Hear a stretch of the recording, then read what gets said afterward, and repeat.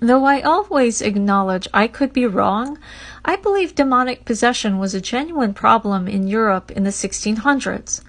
There have been plenty of fictional works inspired by the Loudun possessions in France in the early 1600s.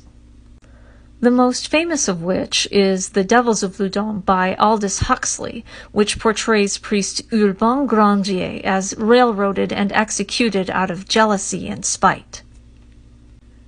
Because of real-life accounts, I believe there may be some substance to the reports of nuns being genuinely possessed by demons. A bystander claimed, "The nuns struck their chests and backs with their heads as if they had their necks broken with inconceivable rapidity. They twisted their arms at the joints of the shoulder, elbow, the wrist, 2 or 3 times around. Lying on their stomachs, they joined the palms of their hands to the soles of their feet. Their faces became so frightful that one could not bear to look at them, and their eyes remained open without winking.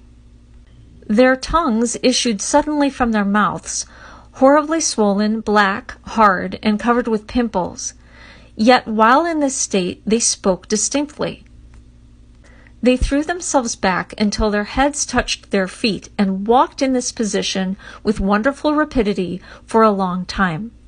They uttered cries so horrible and so loud that nothing like it was ever heard before. They made use of expressions so indecent as to shame the most debauched of men, while their acts, both in exposing themselves and inviting lewd behavior from those present, would have astonished the inmates of the lowest brothels in the country." Besides the aforementioned feats, the nuns stayed in these states for hours to 6 days at a time, and did not come out of them any worse for the wear. Some seemed even healthier than before. There were other phenomena observed around the nuns, such as one nun speaking in multiple voices that argued with each other, though her mouth was closed the entire time, levitation, and their bodies becoming extremely heavy and unable to be moved. The possessions of nuns and other clergy continued in Loudun for approximately 20 years after Grandier was tortured to death.